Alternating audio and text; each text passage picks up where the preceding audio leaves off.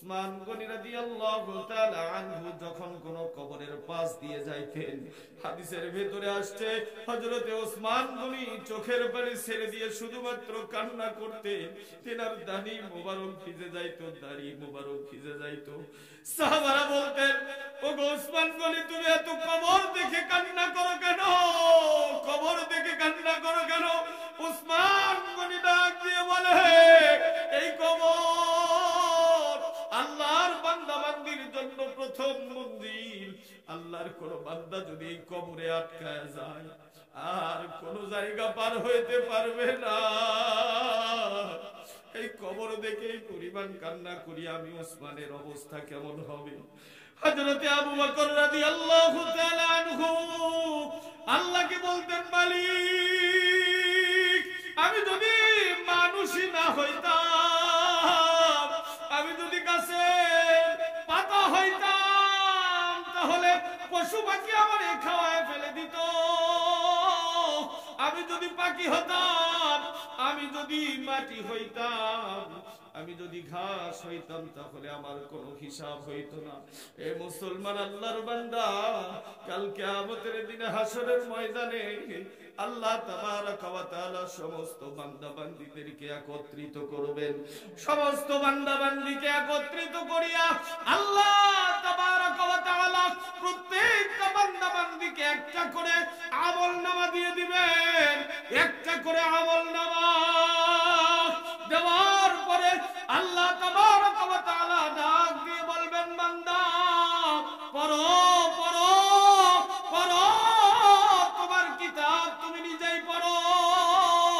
ইকরা কিতাবাক কাফা বিনাফসিকাল ইয়াওমা আলাইকা হাসিবা।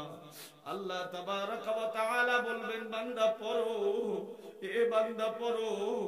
আমলনামা বের করে যখন দেখা শুরু করে দিব, বান্দা আমরা আফসোস করতে থাকবো, হায় রে হায়, এ কেমন কিতাব আল্লাহ তাআলা আমাদের হাতে দিয়ে দিল। এটা কেমন কিতাব? এই কিতাব যদি আমি হাতেই না পাইতাম, এই কিতাব যদি আমি হাতেই না পাইতাম, আমি যদি দুনিয়ার ভিতরে জন্মগ্রহণই না করতাম, একটা কোন অপরাধ এই কিতাবের ভিতরে ছাড় পড়ে নাই। এ মুসলমান আল্লাহর বান্দা, আল্লাহ তাবারক ওয়া তাআলা বলেন, ওয়াকালু ইয়া ওয়াইলাতানা মা লিহাদাল কিতাব লা ইউগাদিরু সাগীরাতাও ওয়ালা কাবীরাতান ইল্লা আহসাহা ওয়ালা কাবীরাতান ইল্লা আহসাহা। এ মুসলমান আল্লাহর বান্দা, কিতাব দেখবো আর বলবো, হায় এটা কেমন কিতাব, এটা কেমন কিতাব। ছোট বড় কোনো গুনাহ ছাড়া পড়ে নাই, কোনো কাজই ছাড়া পড়ে নাই। মুফাসসিরিন ইকরামে আয়াতে কারিমার তাফসিরে লেখেন, বান্দা যে মুস্কি মুস্কি হাসি দিয়েছে, সেই হাসিটাও কিন্তু ওই কিতাবের ভিতরে লেখা থাকবে, লেখা থাকবে। মুসলমান আল্লাহর বান্দা, আল্লাহর গোলাম, বাদশাহ হারুনুর রশিদ নামে একজন বাদশাহ ছিলেন। তিনি যেই পথ দিয়ে প্রতিদিন যাতায়াত করতেন, ওই পথের ধারে দুইটা ভিক্ষুক বসে থাকতেন প্রতিদিন। বাদশাহ হারুনুর রশিদ ওই ভিক্ষুক দুইজনকে প্রতিদিন যাওয়ার সময় 2টা দিনার করে দিতেন। এইভাবে ক্রমান্বয়ে চলতে থাকে, বাদশাহ হারুনুর রশিদ চলতে থাকে। আবার প্রতিদিন যখন ওই রাস্তা দিয়ে যায়, ওই দুই ভিক্ষুককে ওই বাদশাহ হারুনুর রশিদ 2টা করে দিরহাম, 2টা করে দিনার দিয়ে দেন। জোরে বলেন সুবহানাল্লাহ। দুইজন ভিক্ষুকের ভেতরে একজন ভিক্ষুকের বড় বিপদ, বাড়িতে বড় বিপদ, হঠাৎ করে টাকার প্রয়োজন। 2 দিনার দিয়ার কাজ হইতেছে না। চিন্তা করলো, বাদশাহ নামদারতে রাস্তা দিয়ে যাওয়ার সময় আমাকে 2টা দিনার দিয়ে দিবেন। বাদশাহ যাওয়ার সময় 2 দিনার আমাকে দিয়ে যাবেন, কিন্তু আমার 2 দিনার দিয়ে কাজ হবে না। আজকে একটু বাদশাকে আমি বলে কয়া বেশি করে নেওয়ার চেষ্টা করব। ওই ভিক্ষুক রাস্তার পাশে না দাঁড়াইয়া আজকে সরাসরি রাজপ্রাসাদের ভেতরে চলে গিয়েছেন। বাদশা হারুনের কাছে চলে গিয়েছেন। হারুনুর রশিদ তিনাকে তালাশ করতেছিলেন ভিক্ষুক। কোথায় বাদশা হারুনুর রশিদ? জাকিগা জিজ্ঞেস করে, যে ব্যক্তিকে গিয়ে জিজ্ঞেস করে বাদশা হারুনুর রশিদ কোথায়, বলে আমরা জানি না, আমরা জানি না। এইভাবে ভিক্ষুক বিচারা জিজ্ঞেস করতে করতে এক পর্যায়ে আল্লাহর এক বান্দার কাছে গিয়ে পৌঁছেছেন। ভিক্ষুক যাওয়ার পরে তাকে জিজ্ঞাসা করেন, বাদশাহ হারুনুর রশিদের বড় আমার প্রয়োজন, আমি বাদশাহ হারুনুর রশিদের সঙ্গে সাক্ষাৎ করতে চাই। বলে তার সঙ্গে যদি সাক্ষাৎ করতে চাও তাহলে ওই যে ঘর দেখা যায় আল্লাহ তাবারক ওয়া তাআলার ইবাদতের ঘর, ওই ঘরের ভিতরে যাও। আল্লাহ তাবারক ওয়া তাআলার ইবাদতে মগ্ন আছেন বাদশাহ হারুনুর রশিদ। মুসলমান আল্লাহর বান্দা, আল্লাহর গোলাম ভিক্ষুক হাঁটি হাঁটি পা পা করে বাদশাহ হারুনুর রশিদের কাছে চলে গেলেন। যখন ভিক্ষুক বেচারা আল্লাহর বান্দা মসজিদের দরওয়াজার সামনে দাঁড় হয়ে গেলেন, ওই সময় দেখি বাদশাহ হারুনুর রশিদ দুখানা হাত দুনিয়া মালিকের দরবারে কান্নাকাটি করতেছে, আল্লাহ আমারে মাফ করে দাও, আয় আল্লাহ তাআলা আমার সব কিছুর ভিতরে বরকত দান করে দাও। আল্লাহ তাবারক ওয়া তাআলার কাছে দুখানা হাত উঠাইয়া বাদশাহ হারুনুর রশিদ মালিকের কাছে তিনার রাজ্যের ব্যাপারে বিভিন্ন কিছু মালিকের কাছে আরজি পেশ করতেছেন, আবেদন করতেছেন, আল্লাহ আমার রাজ্যের মানুষের বিপদ আপদ দূর করে দাও, অভাব অনটন দূর করে দাও, আয় আল্লাহ তাআলা আমার প্রতি রহম করো, আল্লাহ আমাকে মাফ করে দাও, আমি বড় গুনাহগার। ভিক্ষুক বিছানা তাকায় দেখেন আল্লাহর বান্দা বাদশাহ হারুনুর রশিদ দুখানা হাত তুলিয়া কান্নাকাটি করতেছেন। ভিক্ষুকের মাথার ভেতরে চিন্তা চলে আসলো, হাই রে হাই, আমি তো চাওয়ার জন্য একজন বাদশার কাছে এসেছি। আমি মনে করেছিলাম তার কাছে আসলে হয়তো বা আমি অনেক কিছু পাবো, কিন্তু দেখি সে নিজেই তো দুর্বল, নিজেই তো গরিব, নিজেই তো অসহায়। কার কাছে যেন দুখানা হাত উঠে তিনি ভিক্ষা চাইতেছেন, ভিক্ষা চাইতেছেন। আমিও ওয়াদা করলাম আজ থেকে আমি কোন মাখলুকের কাছে চাবো না, কোন মানুষের কাছে চাবো না, আমি কোন বাদশার কাছে চাবো না। বাদশা যেই ব্যক্তির কাছ থেকে তেনার প্রয়োজন মিটায় নিতেছে, আমি ভিক্ষুক ওই ব্যক্তির কাছে, ওনার কাছে আমার চাহিদার কথা বলবো, তিনি আমারও চাহিদা পূরণ করে দেবেন। জোরে বলেন সুবহানাল্লাহ। ইতিহাস বলে ওই ভিক্ষুক অল্প কিছুদিনের ভেতরেই আল্লাহ তাবারক ওয়া তাআলা এই পরিমাণ মাল তাকে দান করে দিয়েছেন। ওই এলাকার ভেতরে একজন সুনামধন্য ধনাঢ্য ব্যক্তি হয়ে গেছে। জোরে বলেন সুবহানাল্লাহ। এজন্য চাবো কার কাছে? মানুষের কাছে না আল্লাহর কাছে? এজন্য আমরা সবাই চাবো একমাত্র আল্লাহ তাবারক ওয়া তাআলার কাছে। আর আল্লাহ তাবারক ওয়া তাআলার কাছে যদি চাই আল্লাহ তাবারক ওয়া তাআলার কাছে যদি আমরা কোনো কিছু চাইতে যাই, তাহলে আমাদের সেই জ্ঞান দরকার আছে না নাই? কথা বলেন, আছে না নাই? আল্লাহর কাছে চাইতে হলেও জ্ঞানের প্রয়োজন আছে, কারণ আল্লাহ তাবারক ওয়া তাআলার কুদরত সম্বন্ধে আমাদের জ্ঞান থাকা দরকার আছে না নাই? এ মুসলমান আল্লাহর বান্দা, আল্লাহ তাবারক ওয়া তাআলার যে আমরা গোলাম, আল্লাহ তাবারক ওয়া তাআলার গোলামি করব, আল্লাহ সুবহানাহু ওয়া তাআলা আপনাকে আমাকে যেহেতু মালিকের গোলামি করার জন্যই পাঠিয়ে দিয়েছেন, এখন যেই মালিকের গোলামি আমরা করব, ওই মালিকের গোলামি আপনাকে আমাকে কেমন করে করতে হবে, সেই নীতিমালা, সেই নীতিমালার একটা যে পদ্ধতি রয়েছে, এই পদ্ধতি আপনার আমার জানা দরকার আছে না নাই? এটা কিভাবে জানবো? বলে আল্লাহ তাবারক ওয়া তাআলা বাবা আদম আলাইহিস সালাতু ওয়াস সালাম থেকে হযরত ঈসা আলাইহিস সালাতু ওয়াস সালাম পর্যন্ত অসংখ্য পয়গম্বর এবং নবী রাসূল প্রেরণ করেছেন।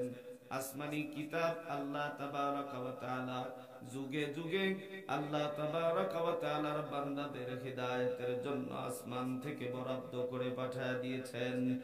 এ মুসলমান আল্লাহর বান্দা, সর্বশেষ আপনার আমার নবী, বিশ্ব নবী, আল্লাহর পয়গম্বর জনাবে মুহাম্মদুর রাসূলুল্লাহ সাল্লাল্লাহু আলাইহি ওয়াসাল্লামকে আল্লাহ তাবারক ওয়া তাআলা আপনাকে আমাকে সেই বিশ্ব নবীজির উম্মত হিসেবে কবুল করিয়া আল্লাহ তাআলা বিশ্ব নবীজিকে দুনিয়ার ভিতরে পাঠিয়ে দিয়েছেন। জোরে বলেন সুবহানাল্লাহ। এ মুসলমান আল্লাহর বান্দা, আল্লাহর পয়গম্বর বিশ্ব নবীজিকে পাঠিয়ে দিয়া আল্লাহ তাবারক ওয়া তাআলা এক নয় দুই নয় 30 পারা কোরআন মাজিদ আল্লাহ তাআলা বিশ্ব নবীজির উপরে নাজিল করে দিয়েছেন। আল্লাহর কোন বান্দা যদি আল্লাহর পয়গম্বর বিশ্ব নবীজির সুন্নাহ এবং কোরআন অনুযায়ী জীবনটা গড়ায়, তাহলে আল্লাহর ওই বান্দা বান্দির এই দুনিয়া এবং আখিরাতে কোন জগতে কোন প্রকার ভয় নাই। জোরে বলেন সুবহানাল্লাহ। এ মুসলমান চিৎকার দিয়ে বলেন সুবহানাল্লাহ।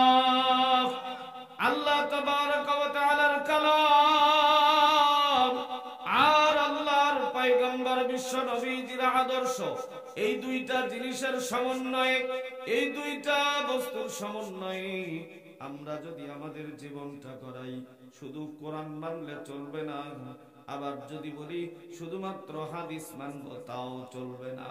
কোরআন এবং সুন্নাহ দুইটার সমন্বয়ে আপনার আমার জীবন গড়াইতে হবে। কথা বলেন ঠিক কিনা? এ মুসলমান আল্লাহর তাআলা, আল্লাহ তাবারক ওয়া তাআলা আপনাকে আমাকে মুরগি খাওয়া হালাল করে দিয়েছে। কথা বলেন ঠিক কিনা? ছাগল খাওয়া হালাল করে দিয়েছেন, গরু খাওয়া হালাল করে দিয়েছেন। কিন্তু যখন গরু জবাই করব, তখন যদি বিসমিল্লাহি আল্লাহু আকবার না বলিয়া জবাই করি, তাহলে হালাল পশুটা খাওয়াও আপনার আমার জন্য হারাম।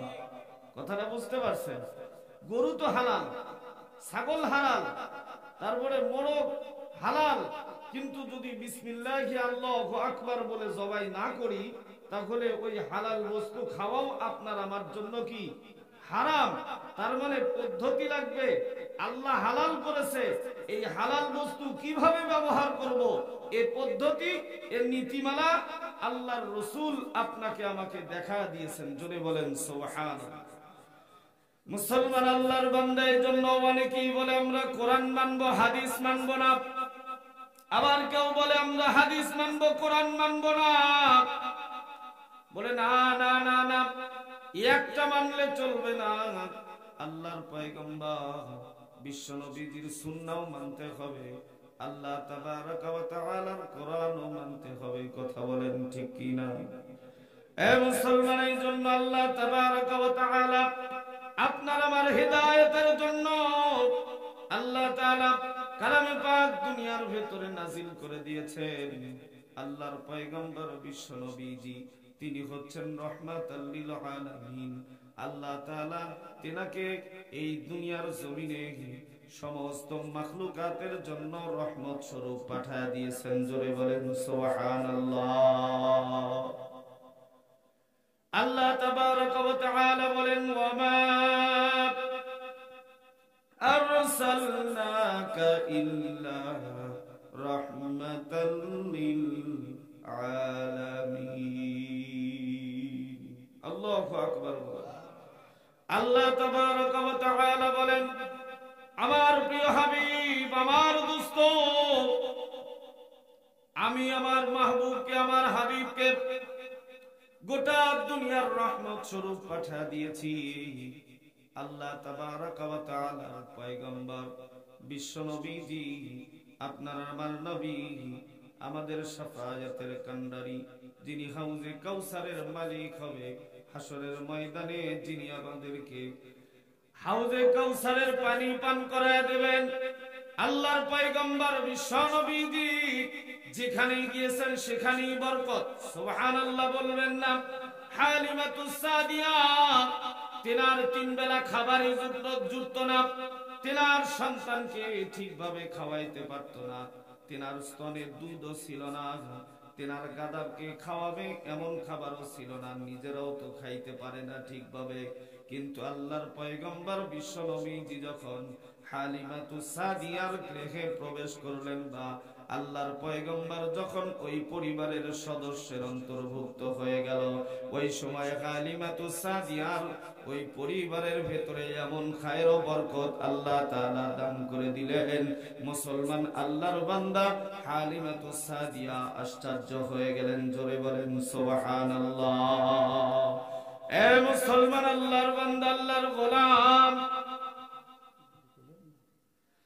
এ মুসলমান আল্লাহর বান্দা, আল্লাহর গোলামের জন্য আল্লাহর পয়গম্বর বিশ্ব নবীজি তিনি শুধুমাত্র রহমত স্বরূপ আমাদের দুনিয়ার ভেতরে এসেছেন, আল্লাহ তাবারাকা ওয়া তাআলা পাঠিয়ে দিয়েছেন।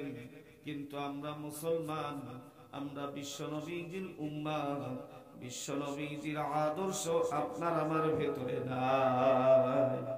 কথা কোন ঠিক না বেঠে? আল্লাহর পয়গম্বর বিশ্ব নবীজির আদর্শ আছে? জোরে বলেন আছে নাই? কত বয়স হয়ে গেছে, মুখের ভেতরে দাড়ি নাই। হাই রে হাই, 40 বছর বয়স হয়ে গেছে, তারপরেও আল্লাহর ঘর মসজিদে যাওয়ার কথা মনে নাই। কথা কন না কে? হাই রে আল্লাহর বান্দা, 40-50 বছর বয়স হয়ে গেল, চুলে পাক ধরেছে, দাড়িতে পাক ধরেছে, এ মুসলমান, তারপরেও নামাজের সময় হয় না, মসজিদের ভেতরে একটা উকি মেরেও দেখে না। এই মসজিদের ভেতরে আল্লাহর বান্দা বান্দিরা প্রতিদিন গিয়ে কি করে? আল্লাহর বান্দা একটা বারও খবর নেয় না। অথচ মাথার চুলের ভেতরে পাক ধরে গেছে, দাড়িতে পাক ধরে গেছে, চামড়াগুলি ঢিল দেওয়া শুরু হয়ে গেছে, তারপরেও আল্লাহর বান্দা মসজিদে যায় না, আল্লাহর ঘর। এ মুসলমান আল্লাহর বান্দা, আপনাকে আমাকে কিন্তু এই দুনিয়া থেকে বিদায় নিতে হবে। এই দুনিয়া আপনার আমার আসল জায়গা নয়, এই দুনিয়াটা ক্ষণস্থায়ী জায়গা। এই দুনিয়ার থেকে একদিন বিদায় নিব, এমন অবস্থার ভিতরে বিদায় নিব আমি নিজেও বলতে পারবো না সেটা কোন অবস্থা। কথা বলেন ঠিক কিনা? কোটি কোটি টাকার গাড়ি বাড়ি করেছি, কোটি কোটি টাকার ব্যাংক ব্যালেন্স করেছি, সব কিছু আছে, 5 তলা 7 তলা 10 তলা বাড়ি করেছি, কত কিছু করেছি। বাসার ভেতরে এসি লাগাই দিয়েছি, হট এবং কুল, শীতের ভেতরে গরম এবং ওই যে দেখা যায় গরমের ভেতরে ঠান্ডা, কত সুন্দর গাড়ি বাড়ি বানায় দিয়েছি। মুসলমান আল্লাহর বান্দা, সব কিছু কমপ্লিট হয়ে গেছে, হঠাৎ মালাকুল মউত আপনার আমার সামনে চলে আসছে। এমন একটা সময় চলে আসছে, আমি মালাকুল মউতের কাছ থেকে বাঁচার জন্য চেষ্টা করতেছি কিন্তু পারতেছি না। মালাকুল মউত আমারে ডাক দিয়ে বলে, বান্দা তোমার যাওয়ার সময় হয়ে গেছে, আর দেরি করার সময় নাই, সময় নাই, সময় নাই, চলো চলো আমার সঙ্গে। আল্লাহ তাবারাকা ওয়া তাআলার পক্ষ থেকে তোমার ডাক পড়ে গেছে। ওয়ামা তাদরি নাফসুম বিআইয়ি আরদিন তামুত। মুসলমান আল্লাহর বান্দা, আল্লাহর গোলাম, কোন সময় মালাকুল মউত আপনার আমার সামনে চলে আসবে আপনার আমার জানা নাই, হঠাৎ করে চলে আসবে, মালাকুল মউতের সঙ্গে দেখা হবে। মালাকুল মউত যখন আপনার আমার রূহ মুবারক বের করে নিয়ে যাবে, ওই সময় আপনার আমার কোন আপনজন ওই ঘরের ভেতরে রাখবে না, ঘরের ভেতরে রাখবে না। ঘরের ভেতর থেকে বের করিয়া মসজিদের ভিতরে খাটিনা রয়েছে, ওই খাটিনা নিয়ে আসাইবে, গোসল করাইবে, বড়াই পাতার গরম পানি দিয়া গোসল করাইয়া শুধুমাত্র সাদা একটা মার্কিন কাপড় পরাইয়া ওই আঙিনার ভেতরে রাখবে, ঘরের ভেতরেও রাখবে না। যাদেরকে সারা একটা রাত ঘুমাইতে পারেন নাই, যাদের জন্য হালাল হারাম কখনো চিন্তা করেন নাই, যাদেরকে ভালো রাখার জন্য আপনি নিজে আল্লাহ তাবারaka ওয়া তাআলার হুকুম ঠিকভাবে পালন করেন নাই, এই মুসলমান আল্লাহর বান্দা আল্লাহর গোলাম, ওই ব্যক্তিরাও আর ঘরের ভেতরে আপনাকে রাখবে না, রাখবে না। সঙ্গে সঙ্গে বলবে ঘর থেকে বের করে দাও, এই লাশটা ঘরের ভেতরে রাখা যাবে না, রাখা যাবে না। আঙিনার ভেতরে রেখে দিবে, আঙিনার ভেতরে শত শত মানুষ চতুর্দিকে ভিড় জমাবে, আপনাকে আমাকে দেখার জন্য চলে আসবে। সবার চোখে শুধুমাত্র একটাই কথা থাকবে, লোকটা এমন ছিল, লোকটা তেমন ছিল, লোকটা ওই রকম ছিল, লোকটা এই রকম ছিল। কিন্তু মুসলমান আল্লাহর বান্দা কারো কোনো ক্ষমতা নাই আল্লাহর ওই বান্দার জন্য এক জাররা পরিমাণ কিছু করার। কথা বলেন ঠিক কিনা?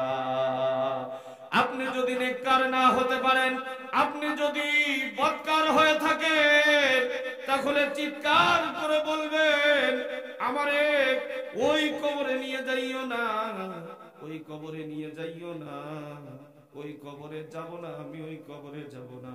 আপনার চিৎকার কেউ শুনবে না, আপনার আওয়াজ কেউ শুনবে না, আপনার আওয়াজ একজন ব্যক্তির কর্ণগোচর হবে না, একজন ব্যক্তির কর্ণগোচর হবে না। ওই কবরে সবাই রেখে আসবে অন্ধকার কবর, চারজন মানুষ চার পাশে খাটের ধরবে, তারপরে আস্তে আস্তে করে কবরে রেখে আসবে। এ মুসলমান আল্লাহর বান্দা, একে একে কবর থেকে উঠে চলে আসবে, বাঁশের খারাপ উপর দিয়ে বিছায় দেবে, মাটি দিয়ে দিবে, অন্ধকার হয়ে যাবে। আমি চিৎকার করতে থাকবো, চিৎকার করতে থাকবো। ওই কবর এত কঠিন জায়গা, ওই কবর এত কঠিন জায়গা, ওই কবরের ভেতরে কোন প্রকার পাওয়ার চলবে না, ক্ষমতা চলবে না। ওই কবরের ভেতরে কোন প্রকার দাম্ভিকতা চলবে না, কোন প্রকার বরত্ব চলবে না। আমি এই দেওয়ানালার মাতব্বর ছিলাম, আমি এই গ্রাম পরিচালনা করেছি, এই গ্রাম আমার কথায় চলাফেরা করত, আমার কথায় মানুষ ওঠা বসা করত। ওই কবরে কিন্তু এই পরিচয় চলবে না, এই পরিচয় দিলেও কিন্তু কেউ মানবে না। ওই কবরে যদি আপনি ভালো আমল নিয়ে যাইতে না পারেন, ওই কবরের মাটি আপনাকে দুই দিক থেকে চাপ দিয়ে দিবে, কবরটা সংকীর্ণ হয়ে যাবে, এই পরিমাণ সংকীর্ণ হয়ে যাবে। এ মুসলমান আল্লাহর বান্দা, ওই কবর এই পরিমাণ সংকীর্ণ হয়ে যাবে, এমন ভাবে এক পাশের মাটি আর এক পাশে প্রবেশ করবে, আর এক পাশের মাটি আর এক পাশে প্রবেশ করবে। হাদিসে পাকের ভেতরে আসছে, বান্দার হাড় পুরি চূর্ণ বিচূর্ণ হয়ে যাবে, চিৎকার করে কান্না করবে আর বলবে বাঁচাও, বাঁচাও। ওই কবরের পাশ দিয়ে কত আল্লাহর বান্দা বান্দি যাবে, ওই কবরওয়ালার চিৎকার আল্লাহর কোন বান্দা শুনবে না, আল্লাহর কোন বান্দা ওই ব্যক্তির চিৎকার শুনবে না। কবর এমন একটা জায়গা, আম্মা জান খাদিজা রাদিয়াল্লাহু তাআলা আনহা একদিন সকালবেলা ফজরের নামাজ আদায় করার পর যাই নামাজে বসিয়া চোখের পানি ছেড়ে দিয়ে কান্না করতেছে, এই পরিমাণ কান্না, চোখ দিয়ে এমন ভাবে পানি পড়তেছে। ফাতিমা রাদিয়াল্লাহু তাআলা আনহা ডাক দিয়ে বলে, ওগো মা, আপনি কেন কান্না করতেছেন? কারণটা কি? কিসের জন্য আপনি কান্না করেন? কান্না থামায় দেন। ফাতিমা ডাক দিয়ে বলে, মা, আপনি কান্না থামান। আম্মা জান খাদিজা রাদিয়াল্লাহু তাআলা আনহার চোখের পানি যেন আরো বেড়ে যায়, চোখের পানি যেন আরো বেড়ে যায়। কান্না থামাইতে বলে ফাতেমা, আরো যেন আম্মা জান খাদিজার কান্নাটা আরো বেড়ে যায়, চোখের পানি যেন আরো বের হইতেই থাকে। উম্মুল মুমিনিন আম্মা জান খাদিজা রাদিয়াল্লাহু তাআলা আনহা কান্নায় পরিমাণ বেড়ে যাইতেছে। ফাতেমা রাদিয়াল্লাহু তাআলা আনহা নিজের সহ্য করতে পারতেছে না, বারবার থামানোর জন্য চেষ্টা করতেছে কিন্তু থামতেছে না। আল্লাহর পয়গম্বর বিশ্ব নবীজির আর কলিজার টুকরা আদরের কন্যা ফাতেমা রাদিয়াল্লাহু তাআলা আনহা আল্লাহর পয়গম্বর বিশ্ব নবীজির কাছে দৌড়। আল্লাহর পয়গম্বর বিশ্ব নবীজিকে ডাক দিয়ে বলে, ওগো বাবা, মা সকালবেলা কি হয়েছে জানি না, শুধুমাত্র চোখের পানি ছেড়ে দিয়ে কান্না করতেছে। কেন কান্না করতেছে আমি জানি না। আমি কতবার থামতে বলেছি তারপরেও থামে নাই। আমি বারবার বলেছি, মা কান্নাটা থামায় দাও, কান্নাটা থামায় দাও, কান্নাটা থামাইতেছে না।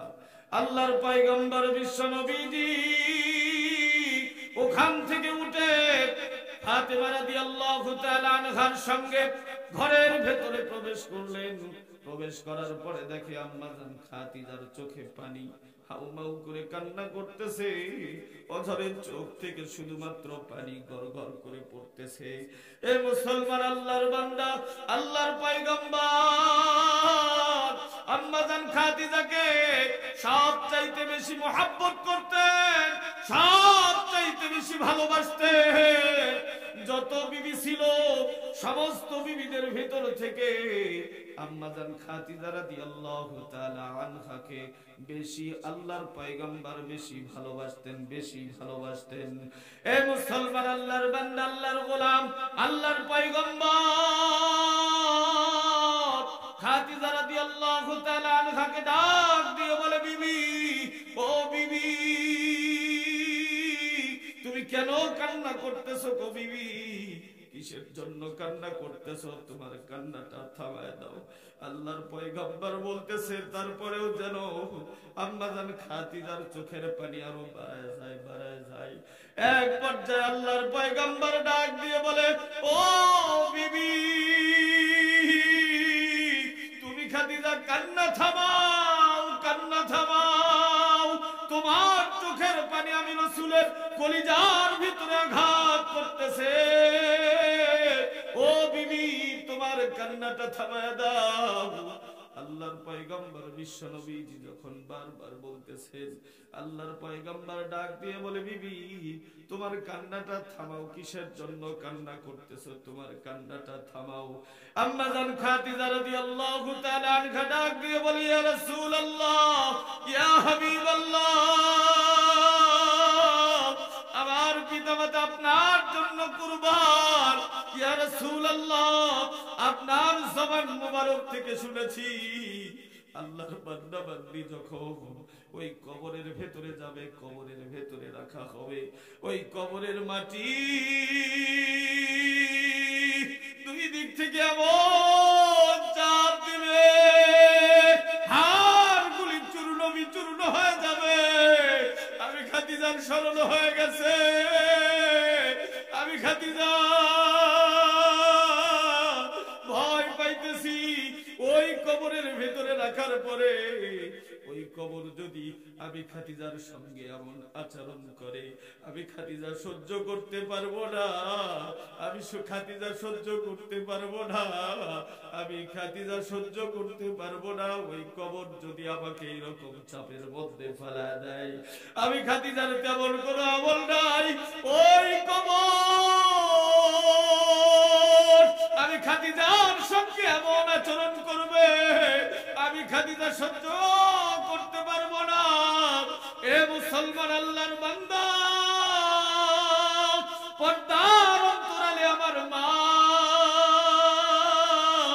ও পর্দার অন্তরালে আমার মা বোনেরা, একটু খেয়াল করে শুনে, কোন ব্যক্তি চোখের চোখের পানি ছেড়ে দিয়ে কান্না করতেছি, একটা বারের জন্য কি চিন্তা করেছেন যিনি আল্লাহর পয়গম্বর বিশ্বনবীজির অর্ধাঙ্গিনী, যিনাকে আল্লাহর পয়গম্বর বিশ্বনবীজি সব চাইতে বেশি ভালোবাসতেন, বেশি মহব্বত করতেন, এর গোলাম যেই বিবিকে আল্লাহর পয়গম্বর বিশ্বনবীজি এই পরিমাণ ভালোবাসতেন, এই পরিমাণ মহব্বত করতেন, যেই বিবিকে আম্মাজান খাদিজা রাদিয়াল্লাহু তাআলা আনহাকে স্বয়ং নিজে আল্লাহ তাবারাক ওয়া তাআলা সালাম জানায় দিয়েছেন, জোরে বলেন সুবহানাল্লাহ। হীরা পর্বতের ভেতরে আল্লাহর পয়গম্বর বিশ্বনবীজি যখন ধ্যানে মগ্ন, এমন সময় আম্মাজান খাদিজা রাদিয়াল্লাহু তাআলা আনহা কত কষ্ট করে আল্লাহর পয়গম্বর বিশ্বনবীজির জন্য প্রতিদিন নাস্তা নিয়ে ওই পাহাড়ের পাদদেশে কষ্ট করে উঠতেন, আল্লাহর পয়গম্বর বিশ্বনবীজির জন্য নাস্তা নিয়ে যাইতেন। এ মুসলমান আল্লাহর বান্দা এক পর্যায়ে ফেরেশতার মাধ্যমে আল্লাহর পয়গম্বর বিশ্বনবীজিকে জানায় দিলেন, হাবিব, ও হাবিব, আপনার অর্ধাঙ্গিনী আমার বান্দি খাদিজাকে আমি রবের পক্ষ থেকে সালাম জানায় দেন। যেই আল্লাহর বান্দিকে আল্লাহ তাবারাক ওয়া তাআলা সালাম জানায় দিয়েছেন, যিনি আল্লাহর পয়গম্বর বিশ্বনবীজির অর্ধাঙ্গিনী, তিনি কবরের আযাবের ভয়ে কান্না করতেছেন। কবরের আযাব, ওই কবর কিন্তু ভয়াবহ জায়গা। একটা বার চিন্তা করেন, ওই কবর কিন্তু আমি হাফেজকে চিনবে না, আমি একজন বক্তা, আমি একজন আলেম, এটার কোনো পরিচয় থাকবে না। ওই কবর শুধুমাত্র দেখবে আপনার আমল, কতটুকু আমল করেছেন। এই আল্লাহর বান্দা, পর্দার অন্তরালে আমার মা একবারের জন্য কি চিন্তা করেছেন?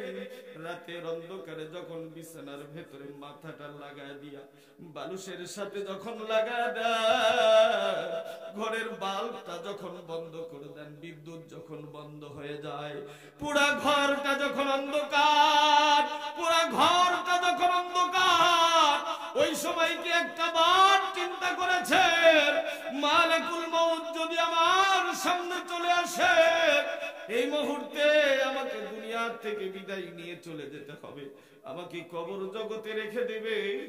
ওই কবরে না আছে কোনো বাতি, না আছে কোনো আলো। একটা বার চিন্তা করেছেন কি, নিজের মনকে জিজ্ঞাসা করেছেন, রে মন, এ মন, এই মুহূর্তে যদি আমার মৃত্যু হয়ে যায়, তাহলে আমি কোন জায়গায় যাব? আল্লাহর জান্নাতে যাব না জাহান্নামে যাব? একটা বার চিন্তা করে দেখেন, এই কবর এবং হাসরের ময়দান এবং জাহান্নামের আযাবের ভয়ে সাহাবা আজমাইনরা এই পরিমাণ কান্না করেছে। ওসমান গনি রাদিয়াল্লাহু তাআলা আনহু যখন কোন কবরের পাশ দিয়ে যাইতেন, হাদিসের ভেতরে আসছে হযরতে ওসমান গনি চোখের পানি ছেড়ে দিয়ে শুধুমাত্র কান্না করতেন, তেনার দাড়ি মোবারক ভিজে যাইতো, দাড়ি মোবারক ভিজে যাইতো। সাহাবারা বলতেন, ও গো ওসমান গনি, তুমি এত কবর দেখে কান্না করো কেন? কবর দেখে কান্না করো কেন? ওসমান গনি ডাক দিয়ে বলে, এই কবর আল্লাহর বান্দা বান্দির জন্য প্রথম মন্দির। আল্লাহর কোন বান্দা যদি এই কবরে আটকায় যায়, আর কোন জায়গা পার হইতে পারবে না। এই কবর দেখে এই পরিমাণ কান্না করি আমি, ওসমানের অবস্থা কেমন হবে? হযরতে আবু বকর রাদিয়াল্লাহু তাআলা আনহু আল্লাহকে বলতেন, মালিক, আমি যদি মানুষই না হইতাম, আমি যদি গাছের পাতা হইতাম, তাহলে পশু পাখি আমারে খাওয়ায় ফেলে দিত। আমি যদি পাখি হতাম, আমি যদি মাটি হইতাম, আমি যদি ঘাস হইতাম তাহলে আমার কোনো হিসাব হইতো না। এ মুসলমান আল্লাহর বান্দা, কাল কিয়ামতের দিনে হাসরের ময়দানে আল্লাহ তাবারাকা ওয়া তাআলা সমস্ত বান্দা বান্দীদেরকে একত্রিত করবেন। সমস্ত বান্দা বান্দীকে একত্রিত করিয়া আল্লাহ তাবারাকা ওয়া তাআলা প্রত্যেকটা বান্দা বান্দীকে একটা করে আমলনামা দিয়ে দিবেন। একটা করে আমলনামা দেওয়ার পরে আল্লাহ তাবারাকা ওয়া তাআলা ডাক দিয়ে বলবেন, বান্দা পড়ো পড়ো পড়ো, তোমার কিতাব তুমি নিজেই পড়ো। ইকরা কিতাবাক কাফা বিনাফসিকাল ইয়াওমা আলাইকা হাসিবা। আল্লাহ তাবারাকা ওয়া তাআলা বলবেন, বান্দা পড়ো, এ বান্দা পড়ো। আমলনামা বের করে যখন দেখা শুরু করে দিব, বান্দা আমরা আফসোস করতে থাকবো, হায় রে হায়, এ কেমন কিতাব আল্লাহ তাআলা আমাদের হাতে দিয়ে দিল। এটা কেমন কিতাব? এই কিতাব যদি আমি হাতেই না পাইতাম, এই কিতাব যদি আমি হাতেই না পাইতাম, আমি যদি দুনিয়ার ভিতরে জন্মগ্রহণই না করতাম, একটা কোন অপরাধ এই কিতাবের ভেতরে ছাড় পড়ে নাই। এ মুসলমান আল্লাহর বান্দা, আল্লাহ তাবারাকা ওয়া তাআলা বলেন, ওয়াকালু ইয়া ওয়াইলাতানা মা লিহাদাল কিতাব লা ইউগাদিরু সাগীরাতাও ওয়ালা কাবীরাতান ইল্লা আহসাহা ওয়ালা কাবীরাতান ইল্লা আহসাহা।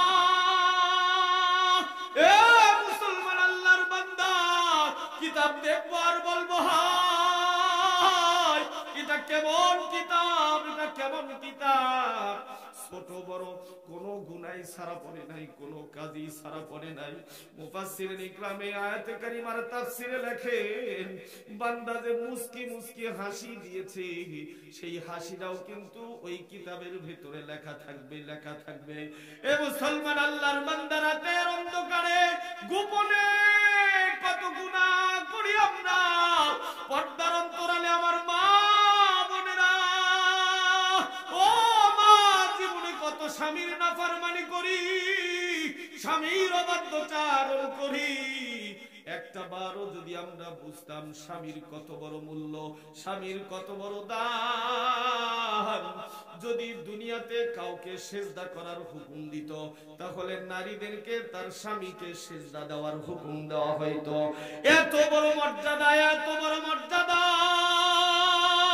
কোন স্ত্রীর উপরে যদি কোন স্বামীর নারাজ থাকে, তাহলে আল্লাহর ওই বান্দির জন্য জান্নাতের দরওয়াজা বন্ধ, জান্নাতের দরওয়াজা বন্ধ হয়ে যাবে। এই জন্য স্বামীকে মূল্যায়ন করেন, স্বামীর প্রতি মহাব্বত বাড়ায় দেন, স্বামীকে ভালোবাসেন। যদিও মনে করতে পারেন স্বামী আমার খারাপ, স্বামী আমার ভালো না, আমার সাথে অত্যাচার করে, আমাকে আঘাত করে, আমার সাথে সব সময় দুর্ব্যবহার করে, আপনি ভালো ব্যবহার করেন, আপনি ভালো আচরণ করেন, দেখবেন আল্লাহ তাবারাকা ওয়া তাআলা আপনার স্বামীকেও ভালো বানায় দিয়েছে। জোরে বলেন ঠিক না ঠিক? তু জিকির করি লা ইলাহা, জোরে লা ইলাহা, লা ইলাহা ইল্লাল্লাহ, লা ইলাহা,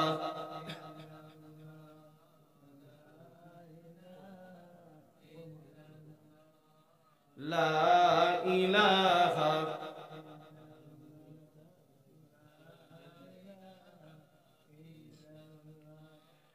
লা ইলাহা ইল্লাল্লাহ মুহাম্মাদুর রাসূলুল্লাহ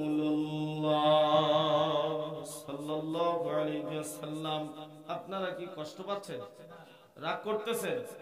থাকা যাবে তো আখেরি মুনাজাত পর্যন্ত ইনশাআল্লাহ। কারা কারা থাকবেন হাত তুলে দেখায় দেন। লিল্লাহে তাকবীর, লিল্লাহে তাকবীর।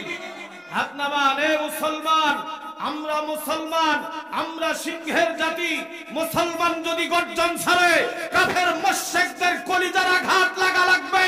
যদি আঘাত না লাগে তাহলে বুঝতে হবে আমাদের ঈমানের দুর্বলতা শুরু হয়ে গেছে। কথা বলেন ঠিক কি না?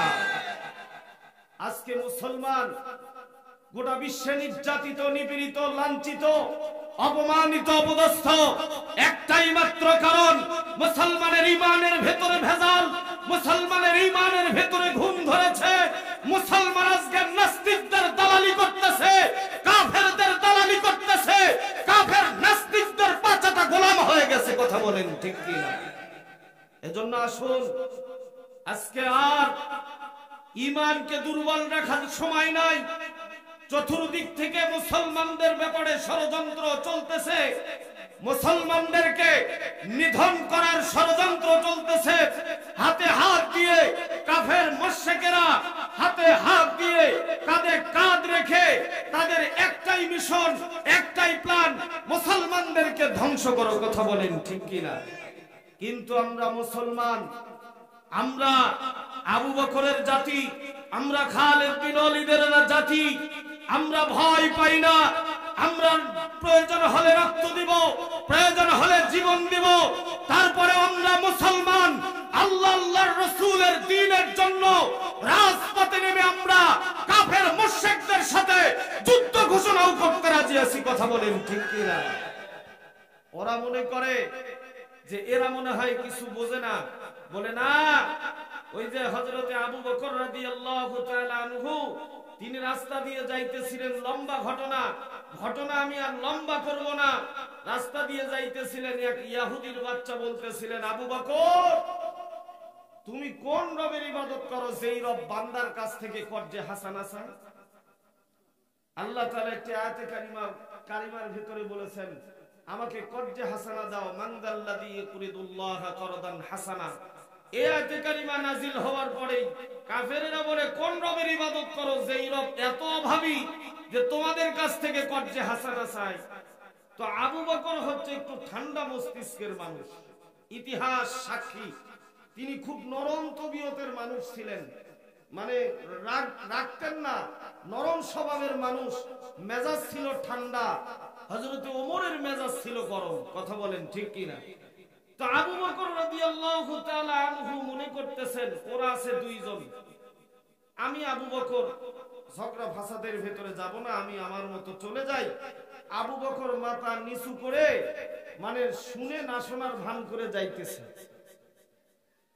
আবার ওই কাফেরের বাচ্চারা চেঁচাইতেছে, আবু বকর কথা কি তোমার কানে যায় না? কোন রবের ইবাদত করো যেই রব তোমাদের কাছ থেকে কর্জে হাসানা চায়? আবারও আবু বকর শুনে না শোনার ভান করে সামনের দিকে আগাইতে থাকলেন। লাস্ট পর্যায়ে এমন একটা খোঁচা দিয়ে কথা বলেছে, ওই আবু বকর তোমাকে বলতেছি শোনো, তোমাকে বলতেছি কোন রবের ইবাদত করো যেই রব বান্দার কাছ থেকে কর্জে হাসানা চায়? সেই রবের ইবাদত করো, সেই গরিব রবের ইবাদত করো। আবু বকর আর সহ্য করতে পারে নাই, হাতের মুষ্টিটা বেঁধে এমন জোরে একটা ঘুষি মেরে দিয়েছে, এমন জোরে একটা ঘুষি মেরে দিয়েছে, একজন কাফেরের চাওয়ালের ভেতরে লাগার সঙ্গে সঙ্গে মারির সমস্ত দাঁতগুলি জমিনের ভেতরে পড়ে গেছে। আল্লাহু আকবার বলেন। আমরা চুপ করে থাকি বলে তোমরা মনে করিও না আমরা নির্বোধ, আমরা কিছু বুঝি না। যদি আমরা একবার আবু বকরের মতো খেপে যাই, তোমাদের চাবলের দাঁত একটাও থাকবে না। একটা ঘুষি মেরে দিয়ে তোমাদের সমস্ত চাবলের দাঁতগুলি ভেঙে ফেলে দেব। কথা বলেন ঠিক কিনা? ভেঙে ফেলে দেব। আমরা সেই মুসলমান। যদি মুসলমান একবার চেতে, তাহলে এদেরকে আর আটকানো সম্ভব না। কথা কোন ঠিক না বেঠি? এরা সামনে যাওয়ার জাতি, পেছনে পলায়ন করার জাতি না। দেখুন ঠিক না বেঠি? এজন্য আমাদের ঈমানকে মজবুত করতে হবে। পর্দার অন্তরালে আমার মায়েরা আছে, মাদেরকে ভালো হতে হবে। একটা জাতি গঠন করার পেছনে সবচাইতে বড় ভূমিকা হচ্ছে মাদের। কথা বলেন ঠিক কি না? সন্তান ভালো করার পেছনে সবচাইতে বড় ভূমিকা হচ্ছে মায়ের। একজন মা যদি ভালো না হয়, একজন মা যদি ভালো না হয়, বাবা যত ভালোই হোক না কেন, যতই ভালো হোক না কেন, ওই পরিবারের সন্তান কখনো মানুষ হওয়া সম্ভব হবে না। নষ্ট হওয়ার সম্ভাবনা 90 থেকে 99% রয়েছে। কথা বলেন ঠিক কি না? কারণ বাবা তো উপার্জন করার জন্য বাহিরে, আর একজন সন্তান মায়ের কাছে থাকে সবচাইতে বেশি সময়। সেই মা যদি সন্তানদেরকে শিক্ষা দিতে না পারে, আদব শিক্ষা দিতে না পারে, তাহলে এই সন্তান কখনো আদব ওয়ালা হতে পারে না। কথা বলেন ঠিক কি না? মুসলমান, আল্লাহর বান্দা, আল্লাহর গোলাম, অনেক মা আমার উপরে কষ্ট পাবেন, রাগ করবেন। কষ্ট দেওয়ার জন্য, রাগ করার জন্য কথাগুলি বলছি না, কারণ আপনারা আল্লাহর পয়গম্বর বিশ্ব নবীজির প্রিয় ব্যক্তি। আল্লাহর পয়গম্বর বিশ্ব নবীজি আপনাদেরকে বেশি মহব্বত করে। আল্লাহর পয়গম্বর বিশ্ব নবীজি বলেছেন, আল্লাহর যেই বান্দার ঘরে প্রথম কন্যা সন্তান হবে, ওই পরিবারের ভিতরে আল্লাহ তাবারক ওয়া তাআলা খায়ের ও বরকত দান করে দিবেন। জোরে বলেন সুবহানাল্লাহ। হয় নাই? আরো জোরে বলেন সুবহানাল্লাহ। এ মুসলমান, আল্লাহর রাসূল কিন্তু বলেন নাই প্রথম সন্তান যদি ছেলে সন্তান হয় তাহলে ওই পরিবারের ভেতরে আল্লাহর পক্ষ থেকে রহমত নাজিল হবে, এই কথা বলে নাই। আল্লাহর পয়গম্বর বিশ্ব নবীজি কন্যা সন্তানের ব্যাপারে বলেছেন। তার মানে আল্লাহ এবং আল্লাহর রাসূল মাদেরকে সবচেয়ে বেশি ভালোবাসেন। কথা বলেন ঠিক কি না? কিন্তু বর্তমান জামানায় সেই মায়েরা রাস্তাঘাটে এমন ভাবে চলাফেরা করে, হাই রে হাই, আধা ন্যাংটা পরিবেশে এমন ভাবে চলাফেরা করে, এমন ভাবে রাস্তাঘাটে হাঁটাহাঁটি করে, চলাফেরা করে, পোশাকের অবস্থান দেখলে শুধুমাত্র নাউজুবিল্লাহ জবান থেকে বের হয়। কথা বলেন ঠিক কি না? ডানে তাকাবেন নাউজুবিল্লাহ, বামে তাকাবেন নাউজুবিল্লাহ, সামনে তাকাবেন নাউজুবিল্লাহ, পেছনে তাকাবেন নাউজুবিল্লাহ, শুধু নাউজুবিল্লাহ বলতে থাকবেন।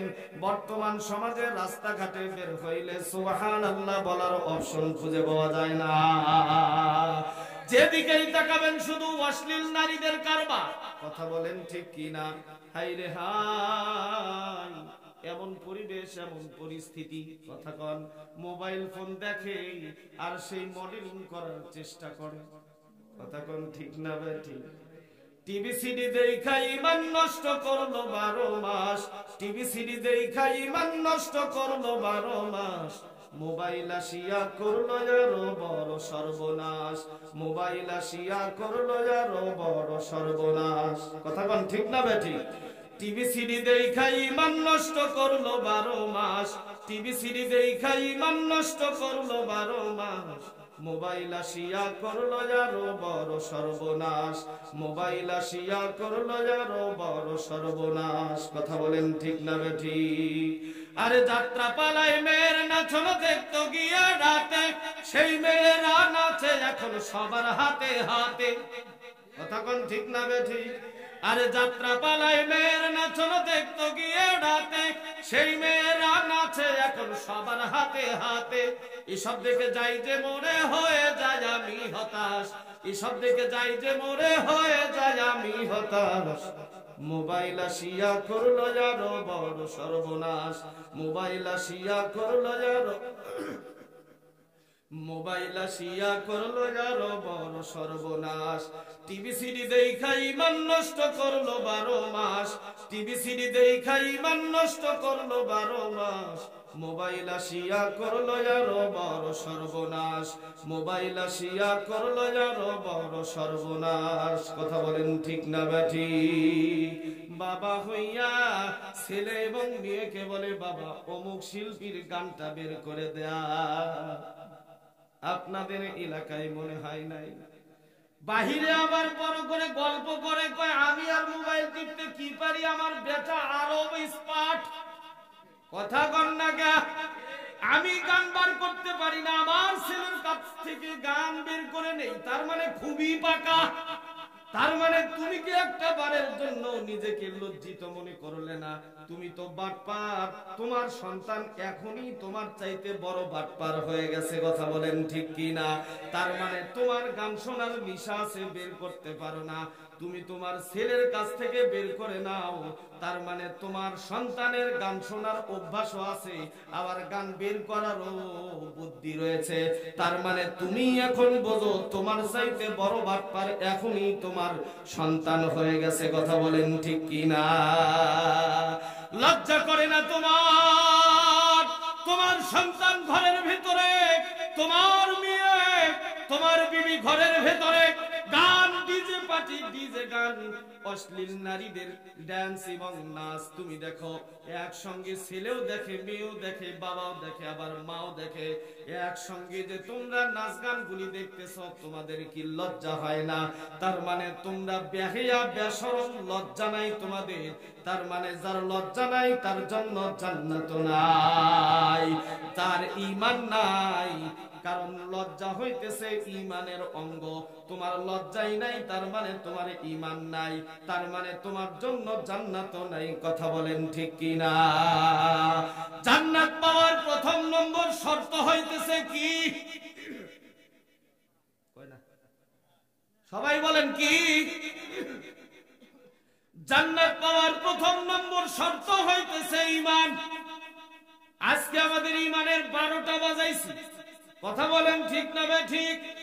এক কাপ চা খাইয়া সুদরু ঘুষরুদের প্রশংসা করি, সমাজের ভেতরে আছে না নাই? হাই রে হাই, এক কাপ চা, এক প্যাকেট বিড়ি এবং এক প্যাকেট সিগারেটের কারণে সুদখোর এবং ঘুষখোরের পক্ষ নেই, একজন ভালো ব্যক্তির বিরুদ্ধাচারণ করি, কথা বলেন ঠিক কি না? সুদরু, ঘুষখোর এবং দুর্নীতিবাজ যারা, চিটার যারা, বাটপার যারা, লম্পট, সমাজের ভেতরে দেখবেন তাদের দাপটও বেশি। কথা কোন ভালো মানুষ যদি কোনো কথা বলে, বলে মিয়া আমাদের চাইতে তুমি বেশি জানো, তুমি কি বোঝো, কথা বলেন ঠিক না ঠিক? ছোট্ট ছোট্ট ছেলেরাও এখন বাপকে ধমকি দিয়ে বলে, বাবা তুমি কি বোঝো, বয়স হয়ে গেছে, বুড়া হয়ে গেছো, তুমি কি বোঝো, এগুলো তুমি বুঝবা, কথা বলেন ঠিক না ঠিক? অথচ আল্লাহ তাবারাকা ওয়া তাআলা বলেছেন, ইম্মা ইয়াবলুগান্না ইনদাকাল কিবারা আহাদুহুমা আও কিলাহুমা ফালা তাকুল লাহুমা উফফিন ওয়া লা তানহারহুমা ওয়া কুল লাহুমা কাওলান কারীমা। এ মুসলমান, আল্লাহর বান্দা, আল্লাহর গোলাম, যুবক ভাইরা খেয়াল করে শুনবেন, আল্লাহ তাবারাকা ওয়া তাআলা বলেন বাবা মার সাথে শব্দ ব্যবহার করা যাবে না। একটু জোরে আওয়াজ দিয়ে কথা বলা যাবে না। একটা শব্দ বললাম, যেই শব্দর দ্বারাই তোমার বাবা তোমার মা কষ্ট পাইল, এমন শব্দ চয়ন বাবা মার সামনে করা যাবে না। বাবা মাকে কষ্ট দেওয়া যাবে না। যেই বাবাকে তুমি ধমকি দাও, যেই বাবার সামনে জোরে জোরে করে কথা বলো, যেই মার সামনে তুমি জোরে জোরে করে কথা বলো, ওই বাবা মার কারণেই তুমি আজকে দুনিয়ার ভেতরে এসেছো। ওই বাবা মার হাজারো কষ্টের পরিশ্রমের অর্থ দিয়ে তুমি এত বড় হয়ে গেছো। যেই বাবা নিজের কথা চিন্তা করে না, নিজের পোশাকের কথা চিন্তা করে না, নিজের খাবারের কথা চিন্তা করে না, কোথায় গেলে টাকা উপার্জন করতে পারবো, আমার ছেলে মেয়ে আমার বিবিদের জন্য ভালো কাপড় চোপড় এবং খাবারের ব্যবস্থা করতে পারবো, ওই বিছানার মাথার ভেতরে শুধুমাত্র একটাই চিন্তা, শুধুমাত্র একটাই চিন্তা, কোথায় গেলে আমি টাকা উপার্জন করতে পারবো, আমার ছেলে মেয়ে স্ত্রীদেরকে ভালো করে রাখতে পারবো। যেই বাবা তোমার জন্য এত পরিশ্রম করে নিজের আশা আকাঙ্ক্ষা পূরণ করলো না, তোমার আশা আকাঙ্ক্ষা পূরণ করলো, নিজের 150 টাকার একটা শার্ট কিনে ওই যে খোলা ময়দান থেকে, আর তোমাকে 2500 টাকা দিয়ে একটা টি শার্ট ক্রয় করে দেয় বড় একটা শোরুম থেকে, এমন বাবা আছে না নাই? নিজে মাত্র 150 টাকা দামের শার্ট, আর তুমি সন্তান তোমাকে নিয়ে দিল 2500 টাকা দিয়ে একটা টি-শার্ট। একটা বার চিন্তা করে দেখেছো, যেই বাবা তোমাকে এই পরিমাণ ভালোবাসলো, এই পরিমাণ মহাব্বত করলো, যেই মা একদিন নয় 2 দিন নয় 10 মাস 10 দিন পর্যন্ত তোমাকে গর্ভে ধারণ করেছে, 10 মাস 10 দিন পর্যন্ত তোমাকে গর্ভে ধারণ করে কষ্টের পর কষ্ট সহ্য করেছে, এই পরিমাণ কষ্ট সহ্য করেছে। গোটা দুনিয়ার কষ্ট যদি এক পাল্লায় রাখা হয়, একজন গর্ভবতী মায়ের কষ্ট যদি এক পাল্লায় রাখা হয়, তাহলে ওই মায়ের কষ্টটাই বেশি হয়ে যাবে। এ মুসলমান আল্লাহর বান্দা যুবক ভাইরা, এত পরিমাণ কষ্ট, তোমার মার দিকে তাকাও না, অথচ তোমার মায়ের চেহারার দিকে যদি একবার নেক নজরে তাকাও, তাহলে আল্লাহ তাবারক ওয়া তাআলা তোমার আমলনামায় একটা করে কবুল হজের সওয়াব দান করে দেবেন। জোরে বলেন সুবহানাল্লাহ। মুসলমান চিৎকার দিয়ে বলেন সুবহানাল্লাহ। কোন সন্তান সকালবেলা ঘুম থেকে জাগ্রত হওয়ার পরে বাবা মার চেহারার দিকে যদি একটা নজর নেক নজরে তাকায়, তাহলে আল্লাহ তাআলা কবুল হজের সওয়াব তার আমলনামায় দান করে দেন। এটা ছোটখাটো বিষয় নয়, কত টাকা খরচ করে ওই মক্কা মদিনায় গিয়ে হজ করতে হয়, আর আপনি ঘরে বসে বাড়িতে আপনার বাবা মার চেহারার দিকে তাকাইলে কবুল হজের সওয়াব পাওয়া যাইতেছে। এ মুসলমান আল্লাহর বান্দা, আপনি যদি বলেন কতবার এই সওয়াব পাবো, আল্লাহ তাবারক ওয়া তাআলা বলেন, বান্দা তুমি যতবার তোমার বাবা মার দিকে নেক নজরে তাকাইবা, আমি আল্লাহ ততবারই তোমার বাবা মার চেহারা মুবারকের দিকে তাকানোর কারণে একটা করে কবুল হজের সওয়াব দান করে দিব। মুসলমান চিৎকার দিয়ে বলেন সুবহানাল্লাহ। ওই বাবা মাকে তুমি কষ্ট দাও, তোমার মা তোমাকে পেটের ভিতরে ধারণ করার সময় পেটের ব্যথায় কত যে কান্না করেছে, কত যে চোখের পানি ছেড়ে দিয়ে কান্না করেছে, তুমি তো দেখো নাই, তুমি তো জানো নাই, তুমি এটা অনুভবও করতে পারবে না কি পরিমাণ কষ্ট করেছে। এ সোনার যুবক ভাইরা আমার, তুমি তোমার মায়ের পেটের ভিতরে, তোমার মায়ের পেটের ভিতরে শুধুমাত্র ক্ষুধা, এই পরিমাণ ক্ষুধা মনে হয় পাতিলের সমস্ত ভাতগুলি খেয়ে ফেলবে।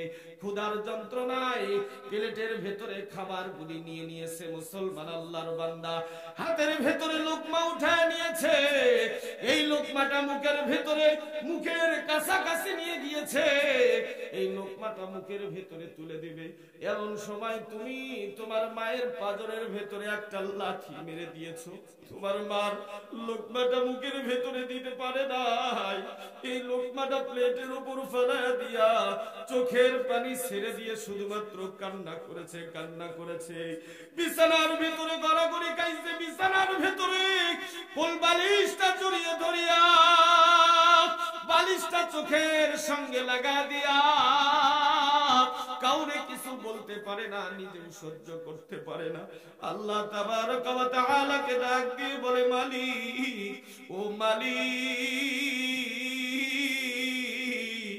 সন্তান গর্ভে ধারণ করার কষ্ট এত বেশি আর সহ্য করতে পারতেছি না, ও গো মালিক,